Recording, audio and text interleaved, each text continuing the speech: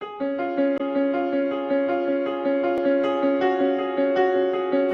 and raised back in Wales in the United Kingdom, too many years ago to count really, and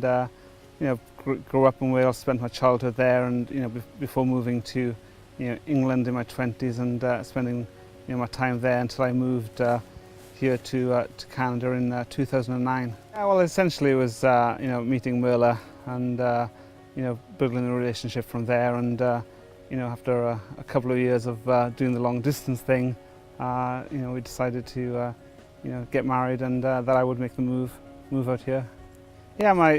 early sort of memories from the church really go back to Wales really. As a boy growing up in Wales, there's kind of two institutions in your life. There's either church and chapel, the Anglican church, which it was for me, and rugby essentially, and those are the two kind of things your life kind of revolves around a little, and they overlap quite a bit as well. It wouldn't be sort of unfamiliar to be at a rugby game with 70,000 people, and next minute there's a hymn being sort of belted out around the stadium. It's kind of you don't see that in too many sports, I guess. Yeah, so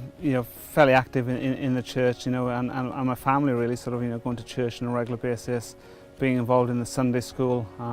I've played my fair share of shepherds over my time in various sort of productions within the church, and I guess the only thing I wasn't allowed to be involved in was the choir really, unless I had agreed to mime the songs. But fairly active in the church, up until I was sort of 15 or 16. But then other priorities typically get in the way sometimes, and wasn't a regular sort of church goer after that really. And but one thing I do know is that prayer has been a kind of a constant part of my life, and there's so many things, kind of little things and big things, that have happened in my life that I don't think they've happened just by chance, and I definitely sort of felt something else working in my life even throughout those years when I wasn't an active churchgoer. It's taken a fair few years, I guess, and I think my sort of relationship with the Adventist Church probably started in 2007. Prior to meeting Merla and the family, I didn't really know a great deal about the Adventist Church, but we started sort of, when I'd come visit, I remember on my very first visit, so my kind of second day in Canada, Merla took me along to the church at the time on the North Shore with Pastor Colin, and even then there was like little coincidences, and that kind of run through my sort of relationship with the church, and talking to the pastor after the service, and he's telling me about how his dad was born in the village that I can see from my bedroom window in Wales. It's just like one of these little pulls and coincidences that happened, and from there on, every time I'd come visit, we'd go out to the Creekside Church in Langley. Merla, when she would come to Wales or England, we'd visit the churches there, and I can remember the first time that she went to the local church near me, that she'd be chatting to this guy who turned out to be the brother of a couple of doctors who are active in the church here in BC, and we went to the church in Wales, a really tiny church, and one of the leaders there, she was the sister-in-law of Pastor Santos. So there's just like all these kind of little coincidences that kind of have built up over time, if you like, and from there, when I sort of eventually moved here, we started coming between sort of Oakridge Church and Surrey Church. But I can vividly remember my first time at this church, at Oakridge Church, when Pastor Manuel, it was one Easter, which I think was 2010, and he was giving the sermon in the role of Peter, and I can see it today and remember it today, and I've always felt the pull of coming to this church, and this church kind of being a home for us, really. I'm pretty excited about what's happening this week, and